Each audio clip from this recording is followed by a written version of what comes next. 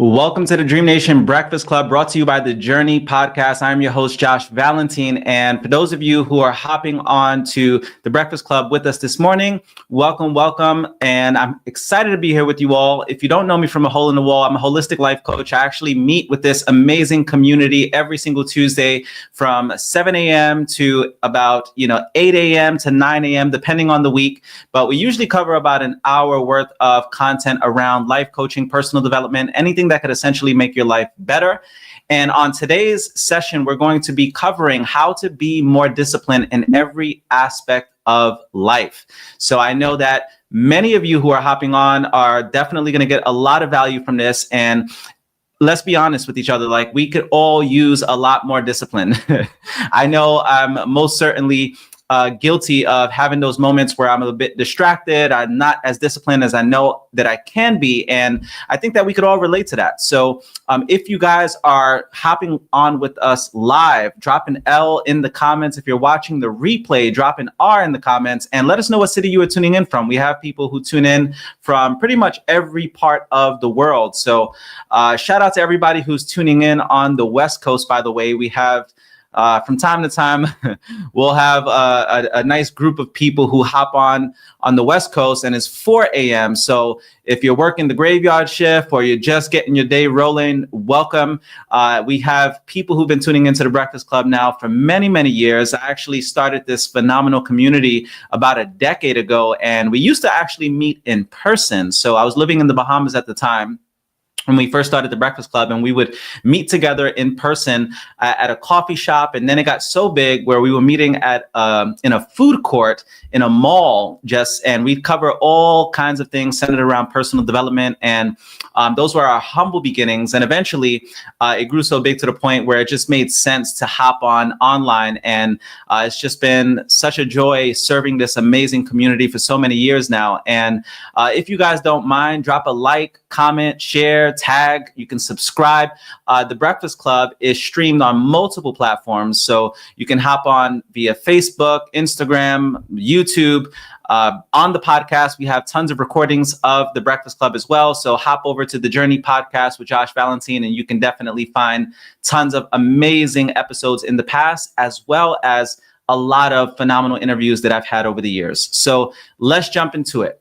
As I mentioned, today's session is going to be on how to be more disciplined in every aspect of life. So before we get kickstarted with that, I just wanted to share some life hacks and fun facts with you all. If you're new to the Breakfast Club, typically the first 20 to 30 minutes, we're covering different life hacks and fun facts around personal development. And then we jump into the meat and potatoes of today's session. So let's jump into it. The very first fun fact that we have is studies show that people waste over 2 hours a day on distractions, mostly digital. That's 30 full days a year lost to impulses. So think about that for a second. Almost 2 hours a day just on distractions, but it's not just the 2 hours a day. It's the 1 month for the year that you dedicated just to distractions. It's crazy when you look at it from the broader lens, like to spend an entire month on distractions for the year, that's a long time. And I know that I've been guilty of this myself. And you guys hear me mention all the time that one of the things that I oftentimes do is I'll delete my social media apps on my phone multiple times throughout the day, especially when I catch myself doom scrolling. Because think about it, if you're spending all that time doom scrolling through social media, and you're sort of like giving away your dopamine. And the more time that you invest in that, the less time that you have to put into the things that truly matter. So for those of you who are working on being more disciplined, being more consistent, definitely start with your distractions. What is grabbing at your attention? Next, we have fun fact number 2. The average person makes over 35,000 decisions per day. Discipline isn't about making more decisions. It's about making fewer by automating habits. So think about that. One of the things that people, when they refer to me, one of the things that I would say is probably one of my greatest compliments is my consistency and my discipline over the years. So I was just talking with a really good friend of mine yesterday, and he had referenced how I've been doing the Breakfast Club for so many years. And discipline and consistency is such a valuable asset, especially for those of you who want to thrive in entrepreneurship. Understand that when it comes to discipline and consistency, there are a lot of people that will want to do business with you because of your track record of discipline and consistency. When I launched my company, Dream Nation Media, I had reached out to a lot of people that I had done life with over the years, people who have known me for many, many years. And the one thing that gave them the reassurance to invest in what I had going on was the fact that I just simply show up week after week. And it's not necessarily something that's an inherent gift or talent per se. It's just I had a really, really great way of eliminating distractions. And I also cultivated really great habits early on in my journey. So it's the habits, it's the systems, it's eliminating distractions. It's not this inherent ability of discipline. So you have to analyze your way of being in terms of the way you go about life, the way you cultivate habits, and what habits are pretty much serving you and not serving you throughout your life. And it's something that you always want to be mindful of, right? 35,000 decisions per day. That's a lot of decisions that you have to make. So the way that you sort of filter, right, the good decisions versus the bad, or you minimize the bad and increase the good, is by having really great habits. Fun fact number 3 is your brain uses up to 20% of your daily energy, and most of that is spent resisting impulses. That's why disciplined people rely on structure, not willpower. So think about that. Think about how many moments throughout the day you're just resisting impulses, not even navigating through decisions per se. It's just navigating through the impulses that you have. And that may very well be social media, that may be eating certain foods or hanging out in certain environments. But a lot of it comes down to how you navigate through those impulses that you have throughout the course of the day. So I have a few life hacks for you. The very first one, and I've shared this before on the Breakfast Club, is the 2-minute rule. So basically the 2-minute rule is this: if it takes less than 2 minutes, do it immediately. If it takes less than 2 minutes, do it immediately. How many things, right, are just as simple as getting done in 2 minutes, right? So for example, you may have to do something like taking out the trash, and you've been procrastinating on taking out the trash. Taking out the trash really doesn't take very long. You could just go and take the 2 or 3 minutes. Even for me, like changing out my cat litter, I got like the bougie cat litter where it's like this machine that kind of rotates around and it filters through the cat litter. And then there's a bag there that catches the cat litter. And all I have to do is just replace that bag. Doesn't take very long to clean out my cat litter. However, right, sometimes just even those 2 minutes that it takes to do that little thing, it can just weigh on your mind and you end up just not doing it, right? But there's so many things like that in life that don't take very long. It's like taking your laundry and putting it in the wash machine. For me, just the process of bringing down the load of laundry, and my home has 3 different levels. So it's a bit of a walk from the 3rd level to the 1st level to do laundry. However, for me, it's like, I always have to catch myself. Like, these tasks don't take very long. It's literally about 2 minutes. So the beautiful thing about doing those smaller tasks is that when you do them, you generate momentum.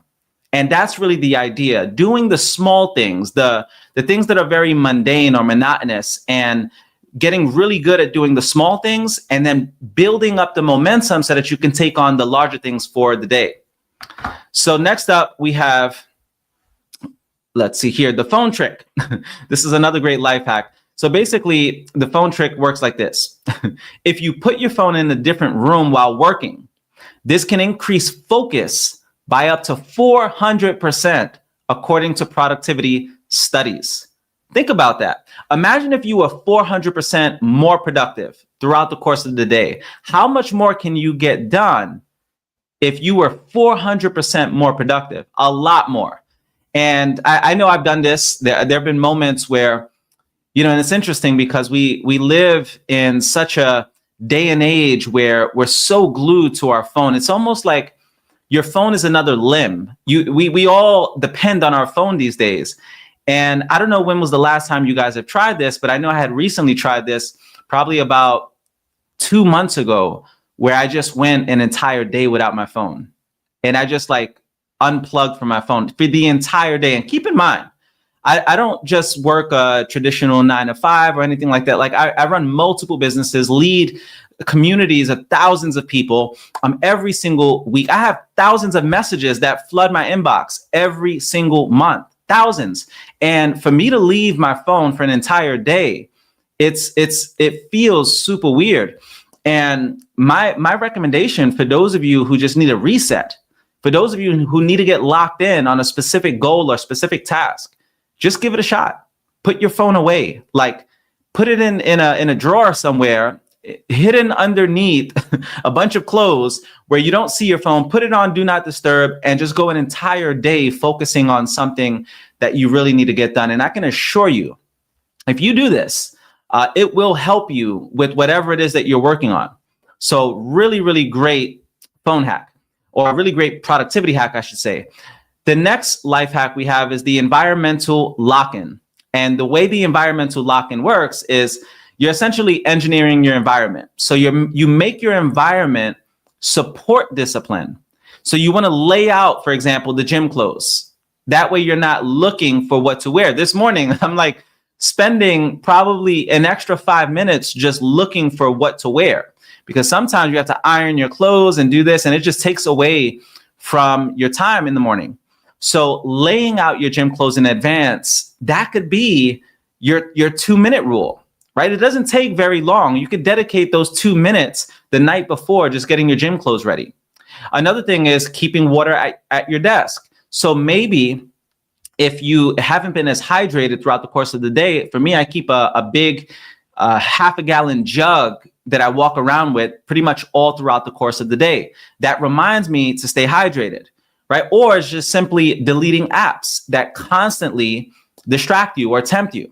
So that's a big part of it as well. For me, I'm super, super big on just deleting apps if it's grabbing your attention, because that's a lot of time. Think about that.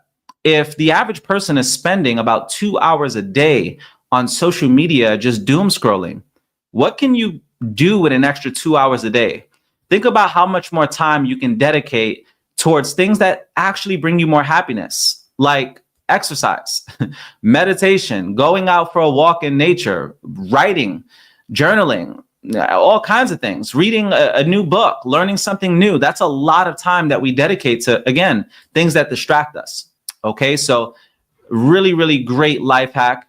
And then last but not least, we have identity pairing. Identity pairing. And basically the way identity pairing works is you don't focus on the task. You focus on the type of person who does that task. So for example, it's the idea of, I'm not the type of person who doesn't miss workouts. You're focusing more on that characteristic, that type of person, than you are that specific task. I always talk about this all the time. Like, for me, it's not very hard getting in the gym.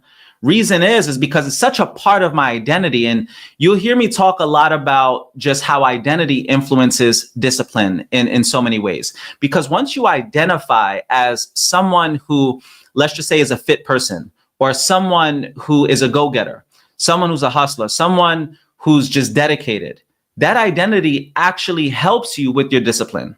You don't really have to think about the gym, because now it goes from, let's just say, being consciously unconscious, right? Or consciously conscious. There's these ideas in psychology where you have to go from, let's just say, being consciously conscious or consciously unconscious to unconsciously competent. Really, that's what I'm getting at. You want to get to the point in your life where you're unconsciously competent. Now, you may have been, let's just say, unconsciously incompetent for a long period of time, and you're not really thinking about your day-to-day actions, and you're just kind of going with the motions. But when it comes to being disciplined, once you develop these things as rituals in your life, you start to become unconsciously competent. And that's really the goal, where you don't even have to think about it. It's like driving. You don't have to think about driving. You just drive. It's something that comes natural to you. Think about it. Are you making a plan for every single turn you're going to make, or you're really calculating and putting together this? Most people these days are literally on their phones while driving. Like, it's crazy. I look over to my right, I look over to my left, and you'll see people just on their phones. And chances are they're probably doom scrolling right on their social media. So a lot of people don't have to think about driving. They just drive. It's second nature. And that's what the gym has to be for you. That's what doing your work has to be for you. And pretty much every aspect of your life where you don't have to really think much about it. I remember years ago, there was on social media, they were talking about why people like Mark Zuckerberg, these billionaires, you oftentimes see them wearing the same clothes. And Mark Zuckerberg, for many, many years, you'll just see him in like a hoodie or a black shirt, or even Steve Jobs. Steve Jobs, most of the time you would see him, he'd be in like a black turtleneck or something like that.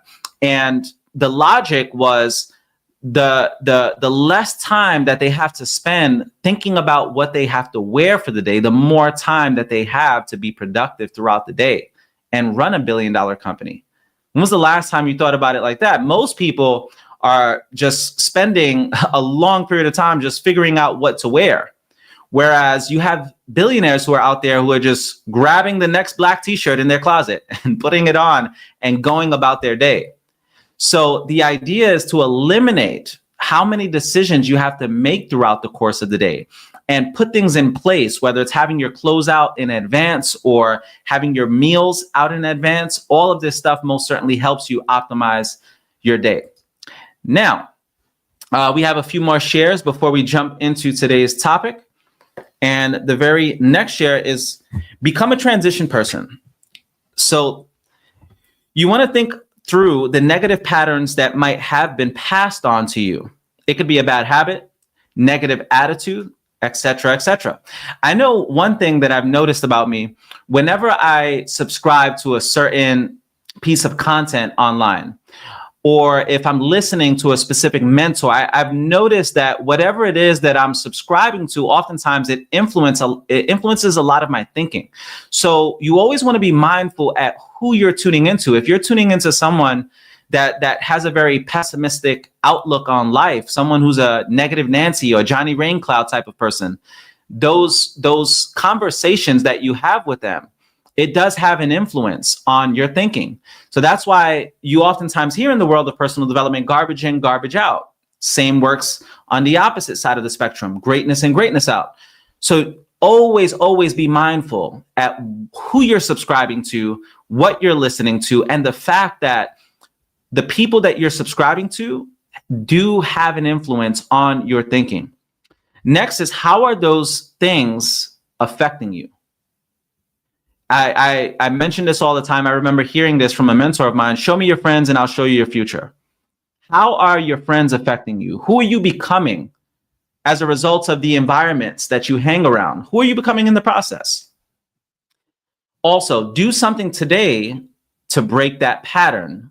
So that might be, again, loving your family at a distance or having limited association to people who are negative. It may be just avoiding certain news. Maybe you're tuning into the news and the news is making just talking about a lot of negativity. Like if you're watching every single homicide that happened throughout the course of the week, yes, it's going to affect your mood. It's going to affect the quality of your thoughts. So what are some certain patterns that are leading to the way that you feel and the quality of your thoughts throughout the day? Ask yourself, who has been a transition person for me? What influence did they have on my life? A transition person breaks unhealthy, abusive, or ineffective behavior and passes on habits that strengthen and build character. So this is why it is important to surround yourself around people who ultimately have what you want out of life, right? It's the idea that of law of association, right? You hang around 9 broke people, you're bound to be the 10th. You hang around 9 unhealthy people, you're bound to be the 10th. You hang around 9 toxic people, you're bound to be the 10th. There's just no getting around this. And if you don't believe that, just look at the people in your life.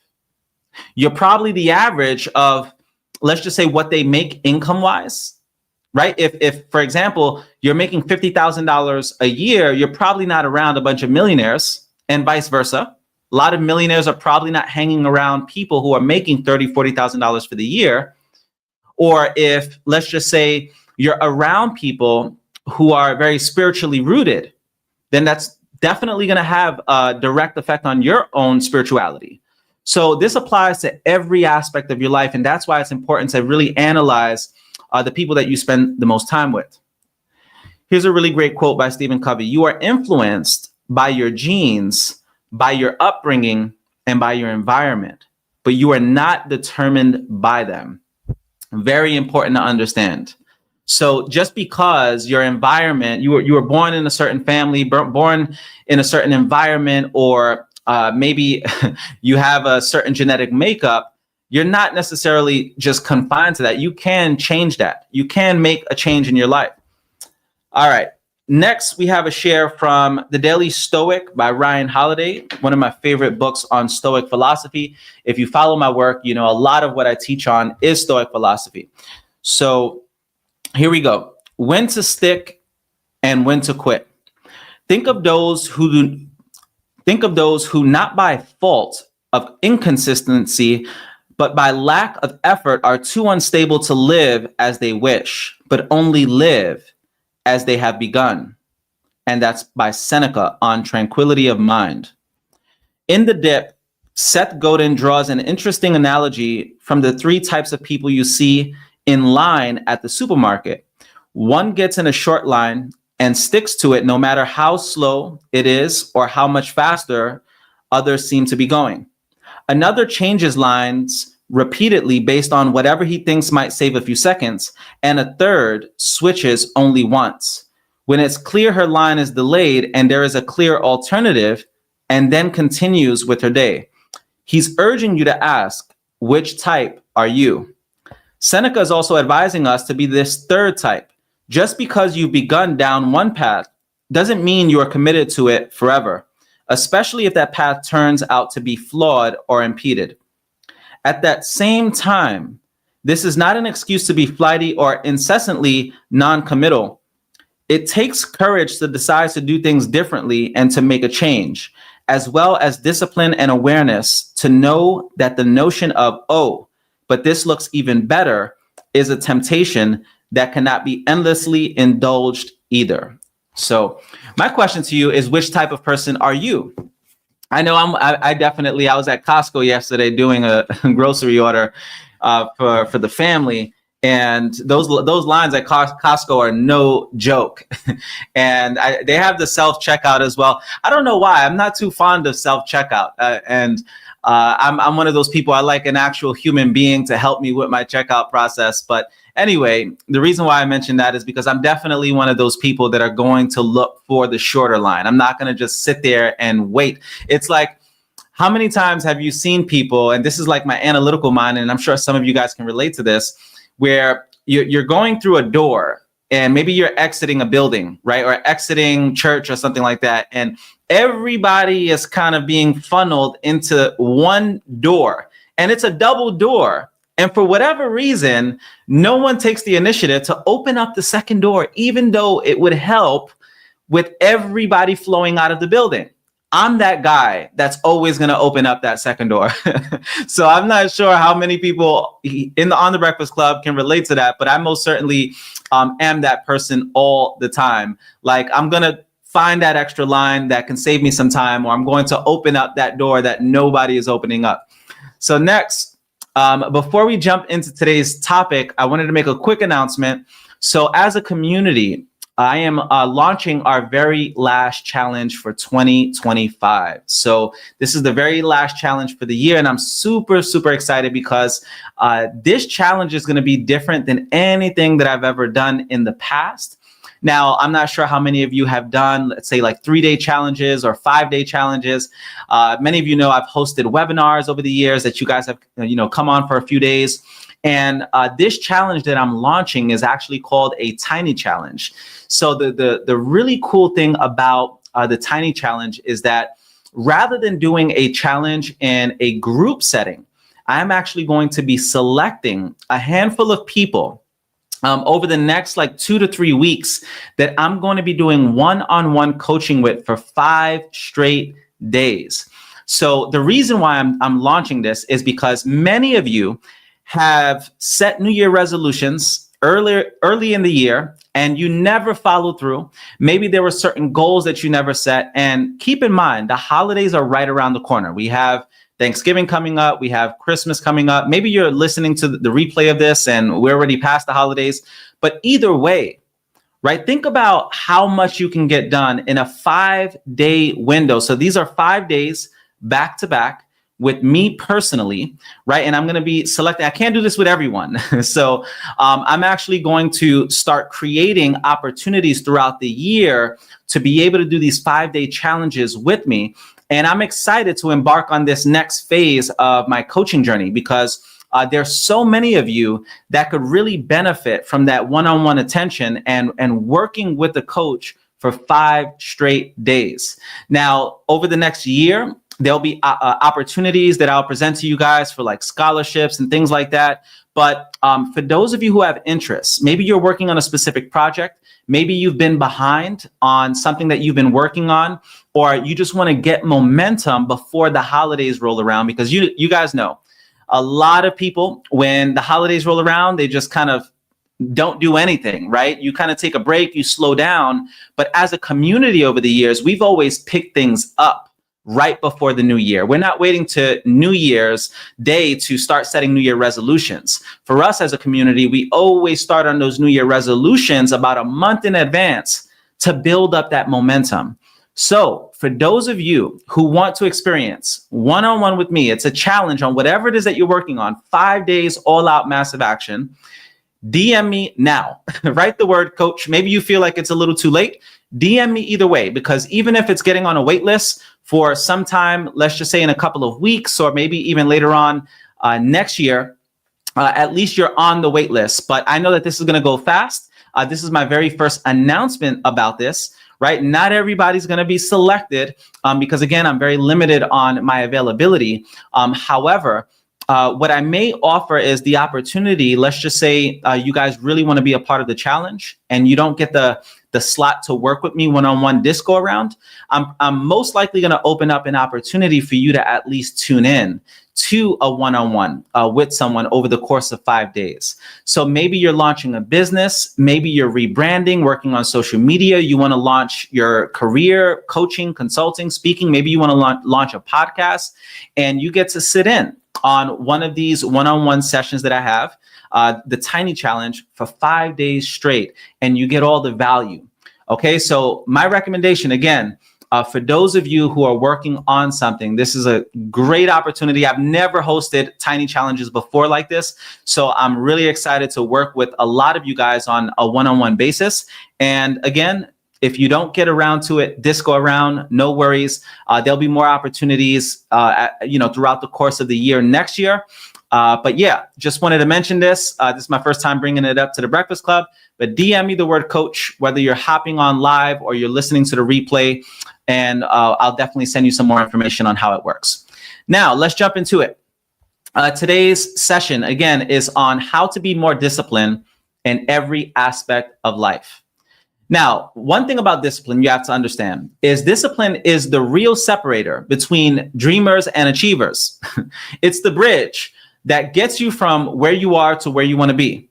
And I know discipline has played a crucial role in my life. And, it's interesting. I think that for me, I'm not sure how many of you can relate to this, but I personally have gotten a lot of discipline watching my stepfather growing up. And my question to you is, how many of you, and drop a Y in the comments if this is the case for you, how many of you have become a disciplined person just by watching one of your parents or two of your parents and their discipline? Anybody can relate to that? Drop a Y in the comments if that's you.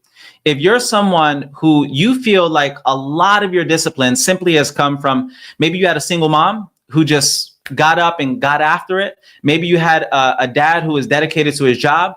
In my case, my stepfather, he would wake up every single morning for work with no alarm clock. He was one of those guys. They didn't even need an alarm clock. He just always got up. And then on the weekends, I would see him like cleaning up the house, right? And he was really good about that. Didn't cook, but he was always cleaning up on the weekends to help my mom out because there were a lot of us in our apartment. So I attribute a lot of my discipline just watching another man take care of his family, year after year, never even seeing him complain about work one day in his life. Like I never saw my stepfather complain about work. So it was very helpful for me to witness that as a child. And the reason why I wanted to bring that up is because many of you have children. Many of you have young ones that are following in your footsteps, and they are watching you. And a lot of your habits, a lot of your character, a lot of your way of being gets permeated and transferred into the next generation just by them observing you, right? So if you want your kids to grow up and be more disciplined, it's not enough just to tell them what to do. Embody discipline. That way they have an example to follow. So the good thing is, because of my stepfather's example, when I went off to college, I remember I went to a military college, and initially I started out as what they would call a civilian, where I didn't participate in like the Regiment of Cadets program that they had there, where you had to dress up in the uniform, salute the flag, do daily inspections and all that. I didn't participate in that. And I remember thinking to myself, like I would hear these guys jogging, and guys and girls jogging in the morning, yelling while jogging at like 5 a.m. while they were doing their personal training, with like they'd have like a squad leader or a platoon commander that was leading the charge. And I remember thinking to myself, there's no way in hell I'm going to be doing that, or be getting yelled at, or just even being up that early. And this is New York, y'all. Like I went to college in New York, and it was super cold, and my campus was literally surrounded by water on a peninsula. So it was cold, and the thought of having to be that disciplined was just like, there's no way I'm going to be getting yelled at 5 a.m. and be jogging out there. But I remember that there was a great opportunity for me to be able to travel around the world via our school ship, because I went to a school that specialized in shipping and merchant marines and stuff like that. So there was a great opportunity to travel all around the world, and I really wanted to travel. Also, another benefit was, during that time, I remember hearing that over 85% of college grads weren't getting a job in their respective fields of study. And I remember thinking to myself, there ain't no way in hell I'm going to spend all this time, all of this money, get a college degree, and be making a minimum wage at, this job, or working at, let's say, Home Depot, and I have a whole college degree. And no shade, for those who work at Home Depot, but if you're going to college investing tens of thousands of dollars a year, you're probably not going to want to work somewhere that's paying less than $40K a year, right? So the reason why I bring that up is because I had this great opportunity to have a guaranteed 6-figure job right out of college. Like guaranteed. I remember there was a billboard on my college as people would drive over the Throgs Neck Bridge. My school was directly underneath the Throgs Neck Bridge, and at Fort Schuyler. And as you drove over the bridge, there was a huge advertisement that said the highest starting salaries on average in America. Like out of every college in the entire country, this school had the highest starting salaries on average. And the way that you had that as a guarantee was you participated in this program. So I was like, you know what? The prize at the end, the prize of even being able to travel, the prize of having a guaranteed 6-figure career, all of that, it was worth going through the discipline. Like I knew that I definitely had to subject myself to going through all this military training and everything like that, so that I had that as a guarantee. So the prize was absolutely worth it. And I want you to really think about that for a second. What's something that you really want for your life? I was just a young brother that got out the hood and wanted to escape poverty. I wanted better for my life. I wanted to really change my circumstances. And that was that was enough of an incentive for me to be willing to subject myself to that level of discipline. And I want you to think about that for a second. What do you really want in your life that's going to require a higher level of discipline? And is the prize really worth it?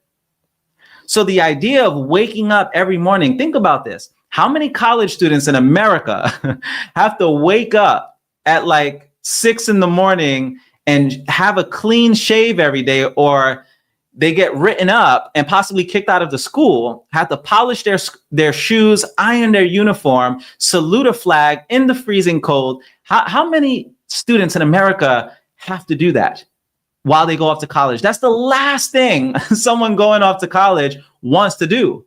But the prize was so big, right? The return on my investment of that discipline was so high that it was worth it for me. So think about that. For you, you may want to write a book. You may want to launch a podcast. You may want to start a business, and it's going to require a lot of discipline. But if the prize is worth it, then it's worth going through the discipline. And in fact, the discipline doesn't feel as daunting because you know you have this great prize at the end. So I just want you guys to reflect on that, because most people who tune into the Breakfast Club have big dreams. Chances are you have these big things that you're working on, but you just haven't really wrapped your head around the discipline part. Discipline is probably top 3 things that most people struggle with when it comes to getting their goals accomplished.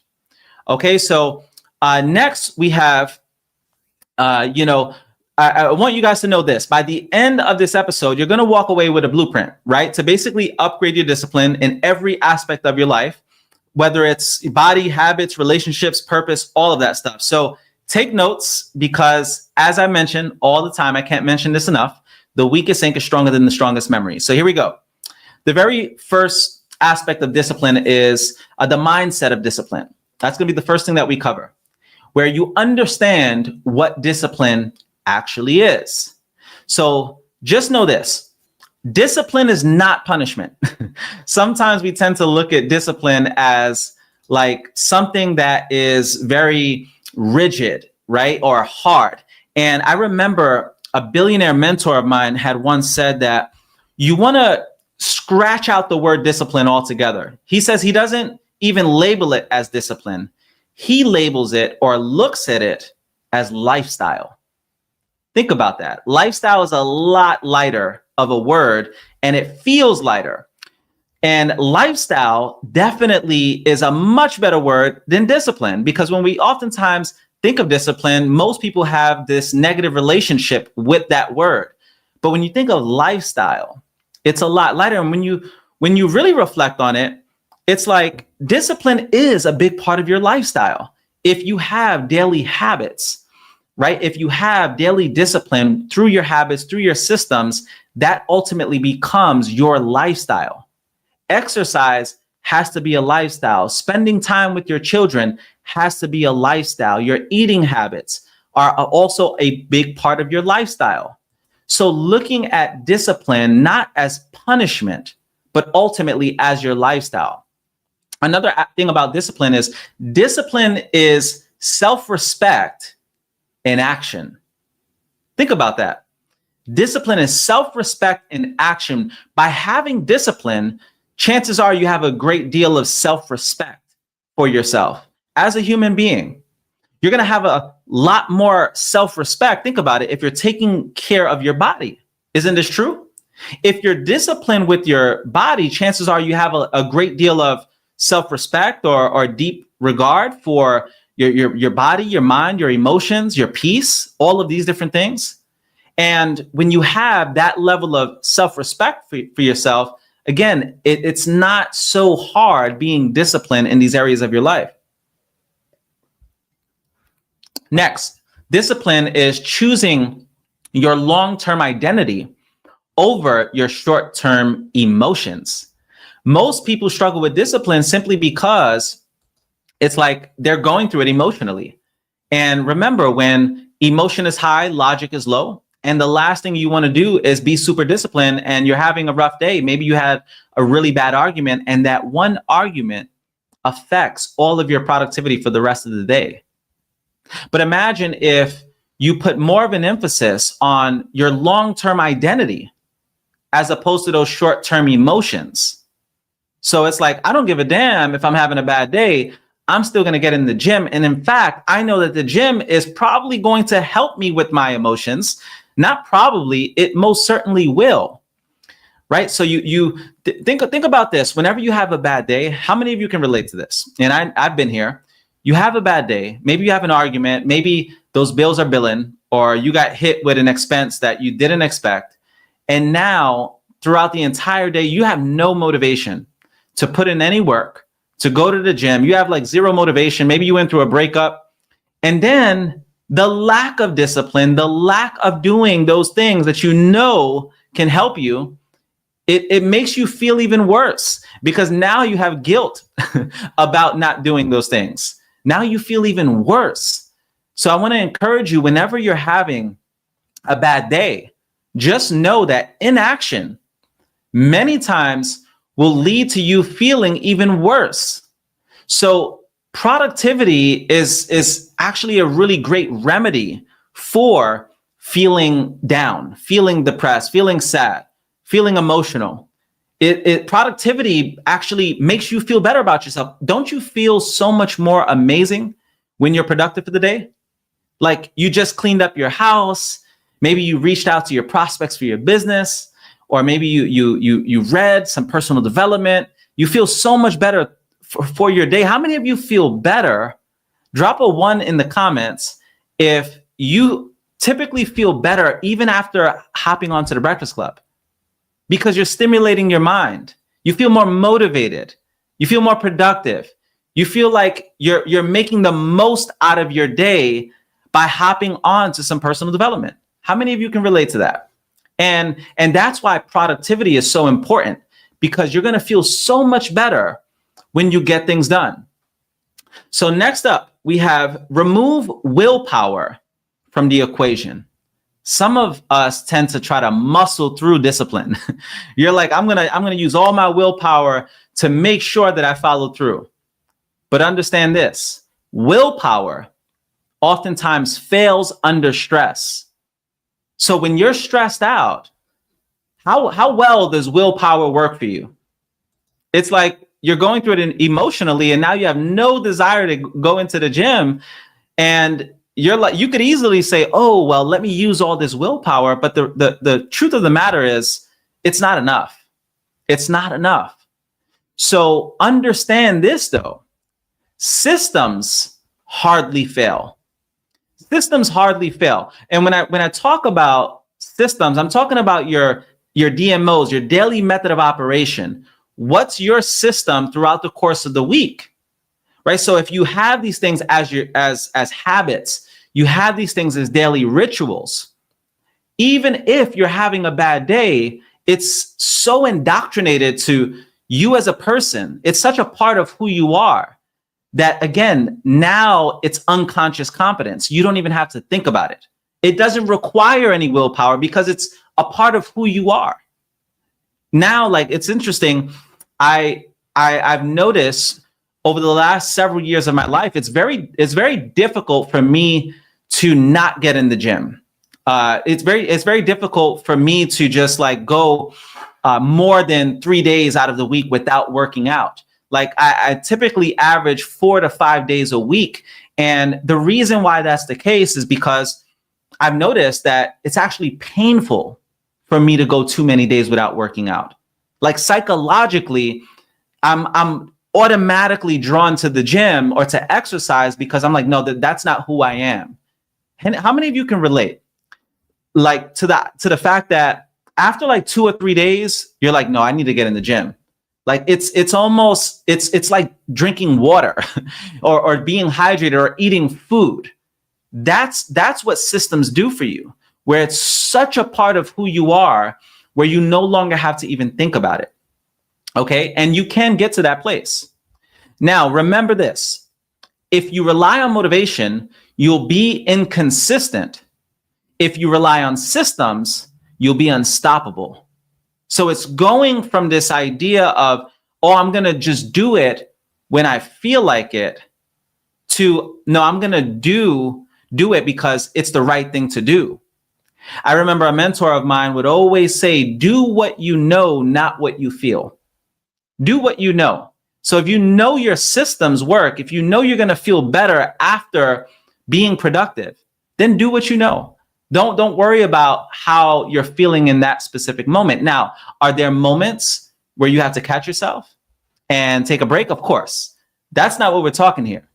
I'm talking about those fleeting emotions where you have one bad argument or you find out about one little thing that knocks your whole day off, and you go through days and days of just not doing the things that you know can help you in your life, right? So it's taking control over your mind by integrating systems that are conducive to your overall well-being.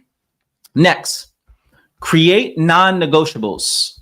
So here are a few examples. It could be 30 minutes of learning every single day. Maybe you have a mantra. I remember back in the day, we'd say in the world of personal development and entrepreneurship, 10 pages a day keeps the commissions coming your way. So reading 10 pages a day on personal development, that was like our rule of thumb. It was always important to just do at least 10 pages a day or some kind of an audio book. So it could be 30 minutes of learning daily. I know for me, prayer and meditation is such a big part of my life. I remember when I had no discipline to do meditation, and for whatever reason, I noticed that I got better with it. I was able to really relax and clear my mind the more that I did it. Meditation is a lot like a muscle. Some of you may have tried it and you had what they call in Eastern traditions as monkey mind, where your mind is racing and you just can't quiet the mind. Know that the more you meditate, the more you'll be able to quiet the mind. And I noticed that I always felt better after a really good meditation. And after a while, it was like eating for me every single day. I don't go days and days without meditating. It's such a big part of my life. And because I meditate, I integrate prayer at the same time. And that's why you guys will oftentimes hear me say prayer is speaking to God. Meditation is listening to God. It's the act of, speaking and listening. Okay. And it's super, super helpful for those of you who want to grow in your spiritual life. I would definitely suggest integrating both of them. Another thing is no phone for the first 30 minutes of waking up. So after you wake up, and I know this is a big, big part of my daily routine, is no social media. In fact, when I wake up, the social media apps aren't even on my phone on most days because I deleted it the night before because I didn't want to start my day doom scrolling. So the first 30 minutes or the last 30 minutes or even the first hour and last hour of your day, doing your best to not be on screens. And then having some type of bedtime routine. Maybe there's something that you can do like journaling or reflecting or whatever. Maybe you read scripture right before you go to bed, but something that you can do as a bedtime routine. So these are just a few things that can be non-negotiables in your life. Like for me, meditation, non-negotiable. Working out, non-negotiable. Going for walks outside, non-negotiable. Prayer before meals, non-negotiable. Like there's certain things that are just anchors. They're rituals. And you have to cultivate certain rituals in your life to make sure that these are like guardrails. They help you stay on track with your North Star, if you will. And if you have these guardrails, again, these guardrails are a metaphor for systems in your life that you have in place to make sure that you're always on track. All right, next up, we have physical discipline. The foundation of all discipline, physical discipline. So your body, remember, controls your energy, clarity, mood, and stamina. If your physical life is chaotic, everything else will be too. And I would say physical and mental and emotional, because as you guys oftentimes hear me mention the African proverb, if there is no enemy within, the enemy outside can do us no harm. So you have to make sure you take care of your inner world because your outer world is a direct reflection of your inner world. Always, always an essential just understanding that will help you with your life. if you want to improve your outer world, always start with your inner world. And I'm not even just talking about your body or your mind or whatever. I'm also talking about your home. I'm talking about cluttering out your space. Sometimes people are like, man, I just don't know why I'm all over the place. I don't know why I don't have any discipline, but they haven't cleaned their home since Obama was in office, right? Like, it's been a long time since you just cleaned up your entire space, right? Organize your closet if you have to. Clean your bathroom. And I'm over here, I'm speaking to myself because it gets crazy with a family of 5. And it's not easy with 3 little boys keeping a clean home. But one thing that I can assure you is that when my home is clean, and I'm sure many of you can relate to this, you feel so much better throughout the day. There's just something about coming home to an organized, clean home. How many of you can relate to that? If you don't really know what to do in this season of your life in terms of productivity, start with your home, clean out your space. Because as I mentioned last week, we were talking about creativity.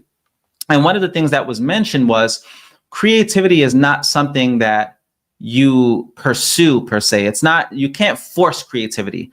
Creativity is something you allow in, right? You open up your life to be creative, for creativity, for receiving downloads, right? That's the idea. You're not going to be able to force your way into creativity. So the beautiful thing about cleaning your space is that you open up yourself for more ideas to flow, those very creative ideas. When you need to be resourceful, when you need to solve certain problems, it always helps to just start with your inner world. Next, we have start with Keystone habits. So that could be a morning routine. It can be hydration. As I mentioned, I'll typically have just this half a gallon jug with me that I carry around everywhere. I keep it in my car, right in the passenger seat. And hydration is such a big part of the way that you feel. It can be a consistent workout schedule. So I already know, like today, I have my accountability buddy at the gym. Him and I work out at 10:30 a.m. on Mondays and Tuesdays. That's a workout schedule. Most days I'm in the gym before noon. It's a part of the workout schedule, so I don't have to really think about it. It could be simple nutrition choices or even sleep rituals. So I'm big on sleeping at least 7 to 8 hours a day because I know that my productivity is going to be affected if I'm fatigued throughout the course of the day. And also it's going to affect me emotionally. So if your emotions are all over the place, ask yourself, have you been getting sleep? Your energy levels, your fatigue is definitely going to have a direct effect on the quality of your emotions. And the quality of your life is always going to be dependent on the quality of emotions you consistently feel. Why is that? Because everything that we do is a means to an end emotion we want to experience. Isn't that true? Don't we do what we do because we want to feel a certain way? It's like you eat certain foods because you want to feel like what you feel while eating certain foods, or you pursue romantic relationships for the same reason, how you want to feel. And it's crazy because most people seek things externally to feel something internally, but happiness and the way that you feel is always an inside job. So you shouldn't have to depend on external things and people and places and all this to fill your cup, right? It happens within. So that's why it's always essential to take care of your inner world. That way you're not dependent on anything on the outside, because the moment those things are taken away from you, you go back to suffering.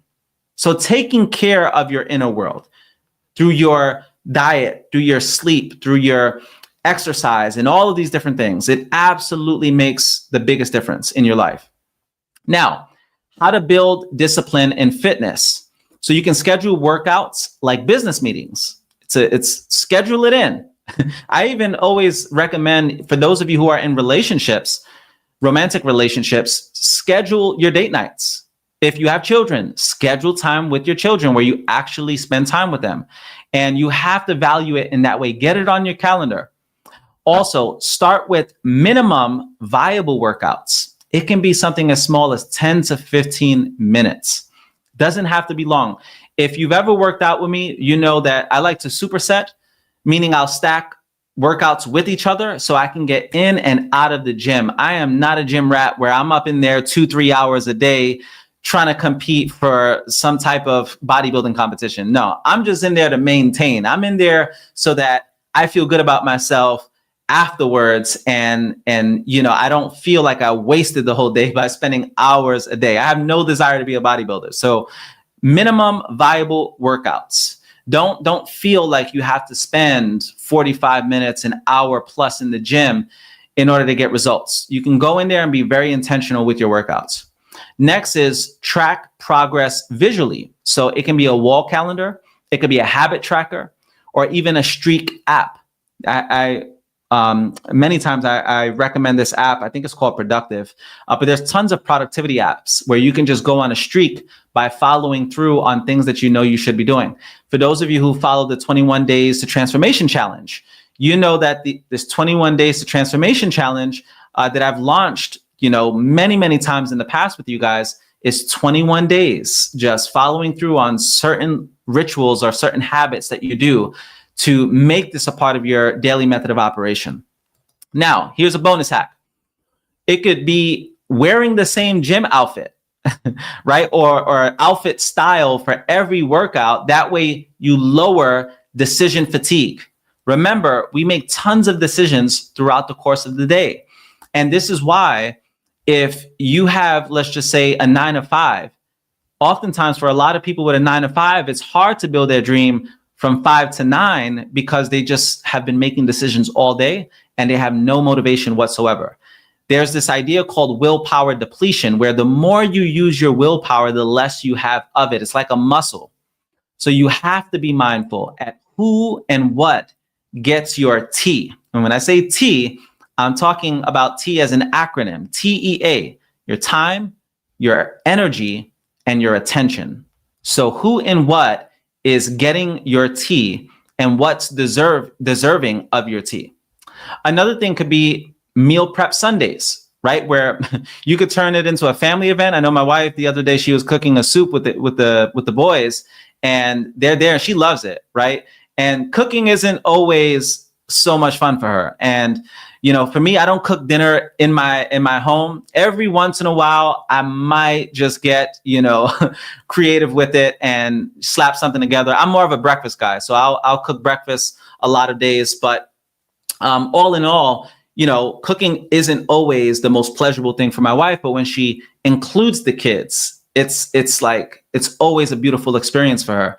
And when she meal preps, it always helps throughout the course of the week as well, because she doesn't have to cook every single day. So I would definitely recommend for those of you who, let's just say, you want to improve your productivity, just meal prep one day out of the week, have a bunch of meals stacked up. That way you can just go microwave or put in the air fryer, whatever, warm up your food. And that's one less decision you have to make for the course of the day. All right. Next, we have financial discipline. Understand emotional spending is the first thing. Understand emotional spending. I had shared a life hack a couple of weeks ago, how in order to avoid impulse spending, what you can do is, let's just say you're thinking about making a major purchase. Give yourself a 24-hour rule where you give yourself an entire 24 hours before you make that financial decision. And oftentimes what you will realize is you really didn't need that thing, right? You were going to just buy it because you felt tempted in the moment. So give yourself 24 hours for all major purchases. And this will definitely help you cultivate that financial discipline. Now, understand, for most people, spending is emotional. It's not logical. So you want to train yourself to pause before you purchase. That's the idea. Next, we have, as I mentioned, the 24-hour rule. So if you want something that isn't an emergency or essential, wait 24 hours. That's how you can kind of gauge what you should wait 24 hours on, right? So 80% of wants you will find will disappear. So 80% of the things that you thought you want will just fade away just by waiting 24 hours, okay? Next, we have use automations. So automatic savings It could be automatic investments. Many of you probably have a 401k where the money automatically goes out and goes into your retirement. But having automated savings and investments goes a long way, or even automatic bill pay so you don't fall behind on your bills. Financial discipline, remember, is about set it and forget it. That's how you create financial discipline. One less thing that you have to think about. Now, we also have money habit stack. So the way this works is you have weekly money reviews. It could be monthly budget resets. It could be quarterly goal review, where you're actually taking the time to go over your money. And it helps you keep your financial life intentional instead of reactive. That's the big thing. It's interesting because when I go over finances with people that I coach, oftentimes what I discover is a lot of the people that I coach, they hadn't set a budget, or probably never set a budget their entire lives. They didn't really take time to think about, hey, how much money is actually coming in and going out? Have any of you ever done that before, where you did a budget and for the first time you're like, wow, I can't believe I'm spending all of this money, right, on freaking lattes and Chipotle, right? Or I had no idea I was spending all this money on restaurants every single month. And it takes sometimes a budget for you to really wake up to what's actually going on with your finances. You have to bring consciousness to your finances if you want to make an improvement in this area. So next, we have emotional discipline. When was the last time you thought about being disciplined with your emotions? I remember Jim Rohn would oftentimes say, you have to discipline your disappointments. You have to discipline your disappointments. How fascinating is that? He would say, you have to get fascinated with your frustrations, right? Discipline your disappointments and get fascinated with your frustrations. And this is a great way to cultivate that emotional discipline, right? So thinking about that, like the other day, I'm driving on the highway, someone cuts me off.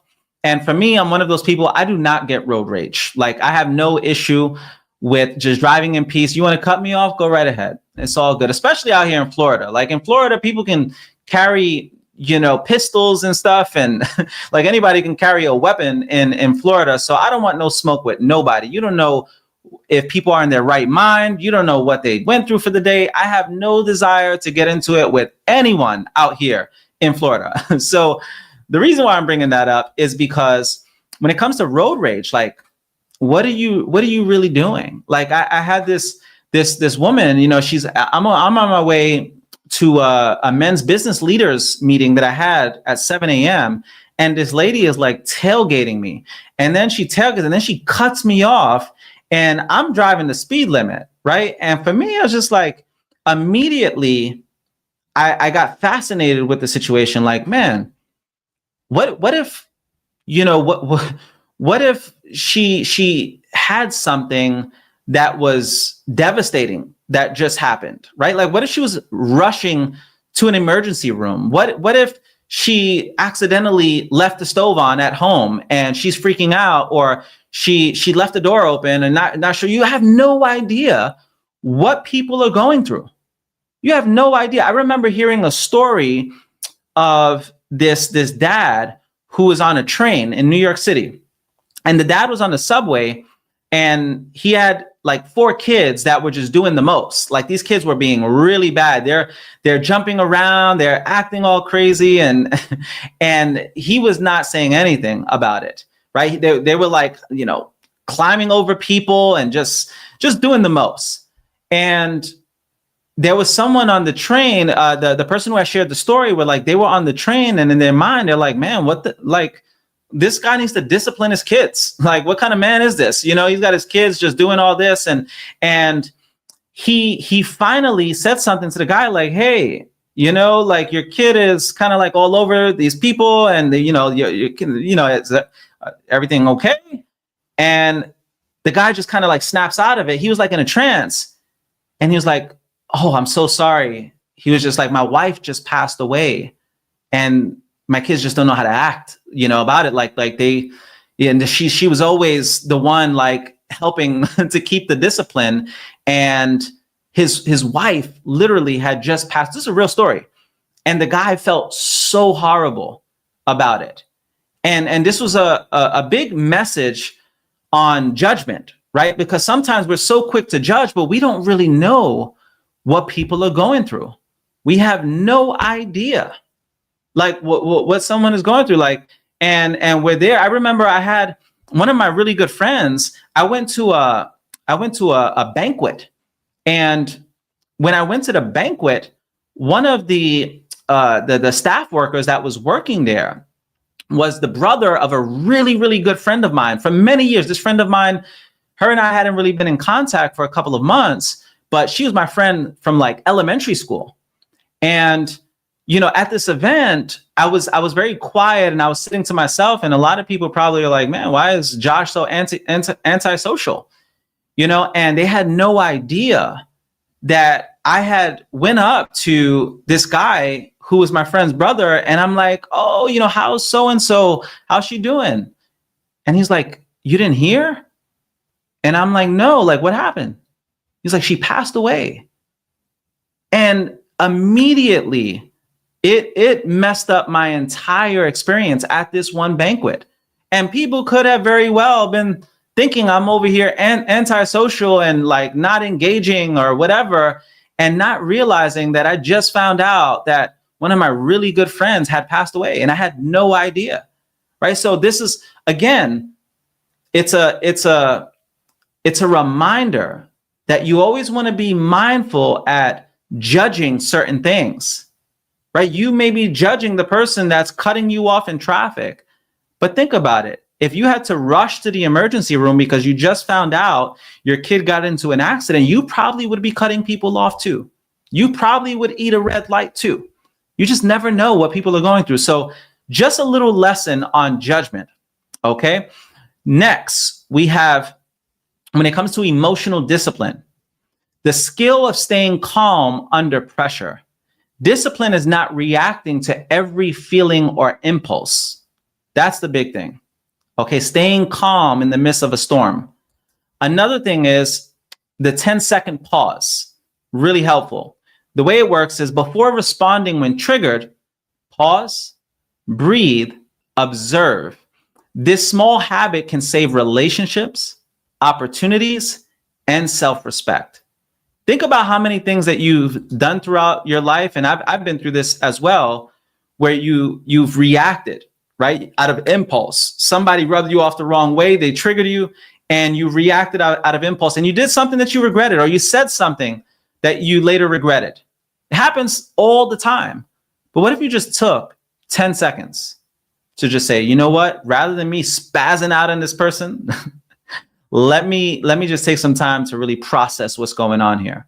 I know for my wife and I, one of the things that have been helpful for us is whenever we would have heated arguments, like we're in the moment, we just take some time to just let it dissolve.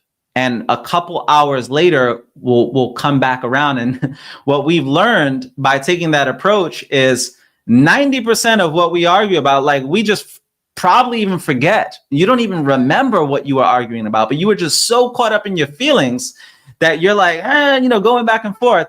But just taking time to just say, you know what, I'm going to get back to this later on in the day. And maybe that's not your approach. You're probably someone that's like, no, I want to address it right now. But again, when emotion is high, logic is low. And you definitely want to approach certain problems that you need solved with logic as opposed to emotion. Next, we have emotional literacy. So the way that works is it could be naming what you are feeling. What exactly are you feeling? I had mentioned at a speaking event that I did that there was a study that showed a direct correlation with inmates, prisoners, and how expansive their vocabulary is. And there was a direct correlation to a lot of people who were incarcerated had very limited vocabulary. And the study was basically showing how a lot of these inmates ended up in prison because of them responding to something emotionally, right? They made these bad decisions. And oftentimes what led to that was their inability to articulate what they were feeling inside. How crazy is that? That there are people out there that can't really communicate what they're feeling. So the way they communicate is through action, as opposed to really processing and articulating what it is that they're feeling. So name what you are feeling is a big, big part of emotional literacy. Another thing is challenge the thought behind the emotion. You guys hear me mention this from time to time that whenever I get emotional about something, it really helps to just question where's this emotion coming from?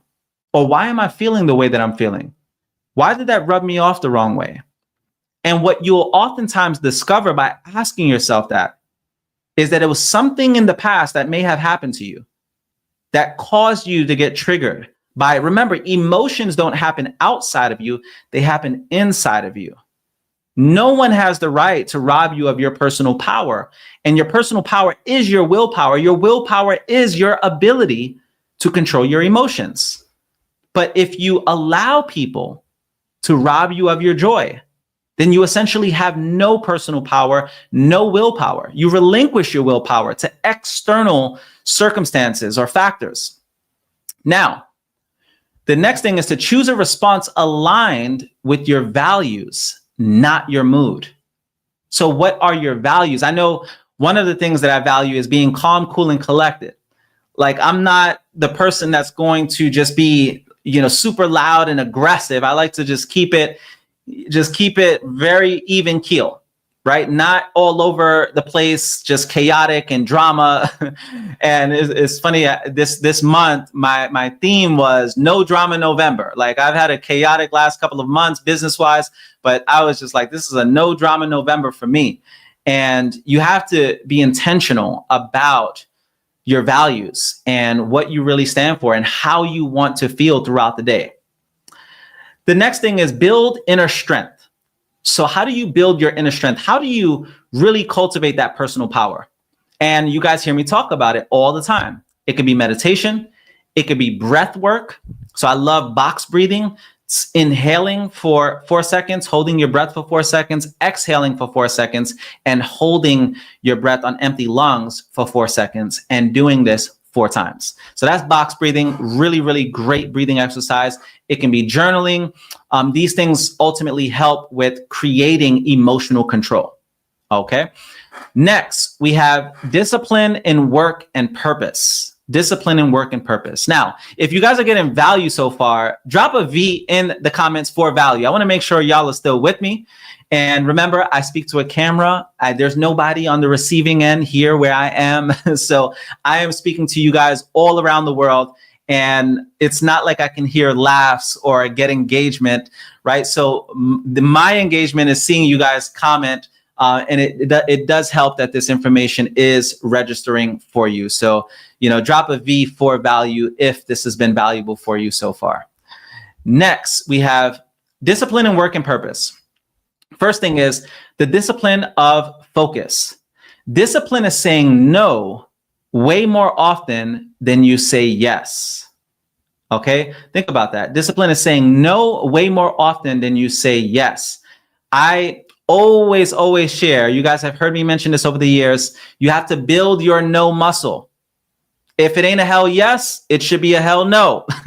Build your no muscle. So many people have the disease to please. And I've been there before, where you have the disease to please and you don't like rejecting people. And maybe because you don't like being rejected. And that's a big reason why you don't like rejecting people. But there is something about just the disease to please that has a very powerful effect on self-sabotage. You want to self-sabotage yourself? Then have no boundaries whatsoever. I can assure you, if you have no boundaries whatsoever, people will treat you more like a doormat than a doorway. They're not going to treat you like a doorway of opportunity. They're going to treat you like a doormat where they're going to walk all over you. You have to be assertive. You have to stand for something or fall for everything. That's the big thing. Now, discipline is saying no, again, way more often than you say yes.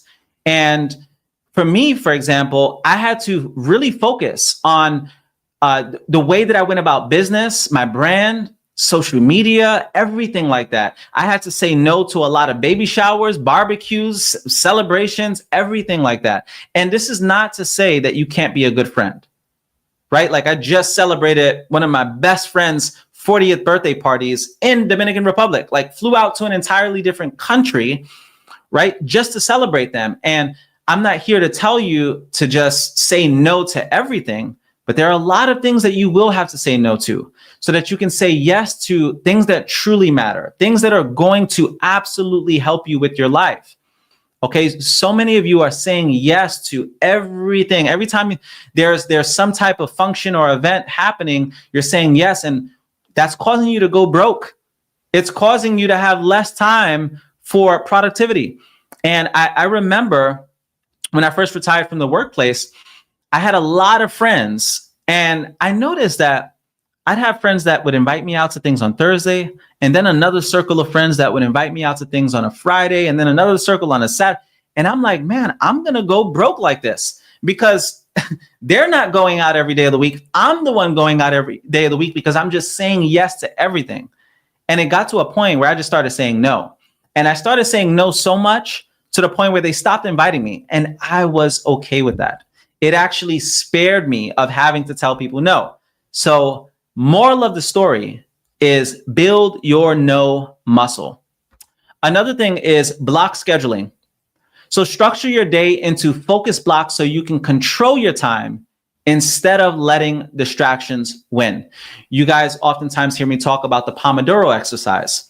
If you've never done it before, look it up. It's a really great productivity hack. And the way the Pomodoro works is you schedule 25-minute blocks of time to just focus on one specific task. So whenever I work with clients and I'm optimizing their calendar, that's one of the biggest things that we go over. And the idea, again, is that these are guardrails in your life, because as you oftentimes hear, an idle mind is the devil's playground. So if you are idle, you are leaving opportunity to get caught up in distractions and things that aren't necessarily serving you. Next, we have outcome over activity. Outcome over activity. I share all the time that people oftentimes feel that busyness equals productivity, and it really doesn't. So you always want to be outcome driven as opposed to activity driven, meaning don't ask, what do I need to do? Ask, what outcome do I need to create today? How powerful is that?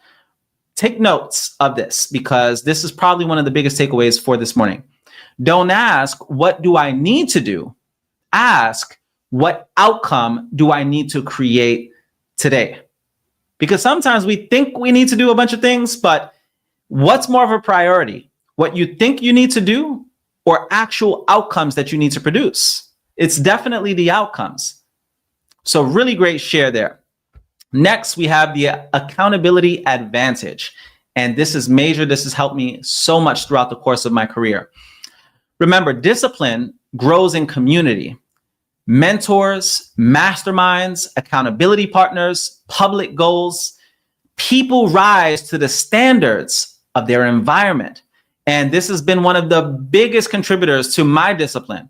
Think about it. I'm accountable to this amazing community that hops onto the Breakfast Club, that are anticipating the Breakfast Club every single Tuesday. So I have accountability from the community. There have been many times where I've also publicly declared things that I was working on to you guys because I made a public declaration, and now I'm forced to do it because I don't want to be out here looking like a fool for not doing what I said I was going to do. I've invested in masterminds. I'm talking tens of thousands of dollars in masterminds and coaching and seminars and all of that. So the idea, remember, is people who pay attention.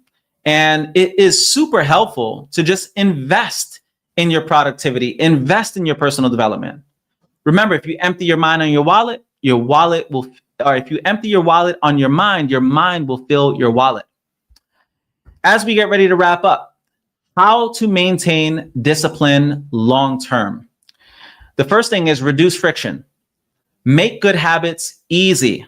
Don't make it so daunting. Also, make bad habits hard.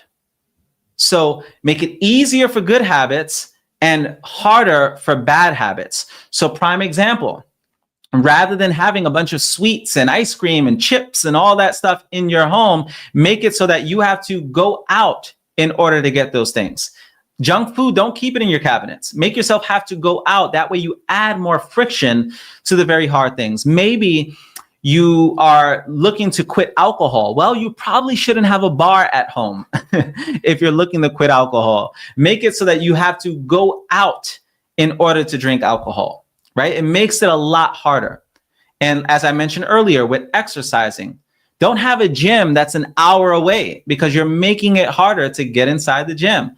Make it as easy as possible for the things that are essentially good habits. So if you have to do prospecting for the day for your business, if you're working on a book, have everything already laid out on your desk. Have your list of potential clients at your desk. Have your whatever it is that you use for writing at your desk, or social media. Make it easy. Eliminate all distractions so that you reduce as much friction as possible to do the things that you need to do. Okay. Next is track small wins. So remember, the brain builds confidence from progress, not perfection. The brain builds confidence from progress, not perfection. So I always highlight this because, as you oftentimes hear me say, perfection is the enemy to execution. If you're so caught up in being perfect with everything, it's going to be hard to be disciplined because you're having paralysis of analysis where you're always just thinking about, oh, well, what can I do to make it perfect? No, sometimes it's just better to have progress, and then you could always work on the perfection as you go. Next, we have revisit your vision weekly. Revisit your vision weekly. So many people put their dreams on the back burner and they get so caught up with life because life is life and bills are billing, and the last thing that they're thinking about is their vision. But get yourself back on track with your North Star and have it be like an anchor. Your North Star should always be like an anchor. Even if you go dancing in the dark for a season, you always can find your way back to the main objective. Discipline dies where vision fades. Discipline dies where vision fades. You guys hear it all the time. Where there is no vision, the people perish. So you have to have a compelling vision to help pull you when motivation can no longer push you. Next, we have reward systems. Positive reinforcement matters. Positive reinforcement matters. So celebrate consistency, right? Because it reinforces identity. So the more you celebrate those small victories, the more this really becomes a big part of your identity. And it's a lot easier to do those things that typically are a lot more difficult for you. Next, we have expect setbacks. So this is what we refer to as obstacle mapping. You guys, if you've done master classes with me, you may have seen me mention obstacle mapping, where you identify those obstacles that may come about. Because the truth of the matter is, obstacles are inevitable. They're a big part of the journey. You're going to go through obstacles on whatever it is that you're doing. But imagine if you anticipate them in advance. Then when they present themselves, they don't have such a negative effect on the quality of your emotions. So remember, discipline isn't perfection. It's a comeback mindset. It's like, you know what?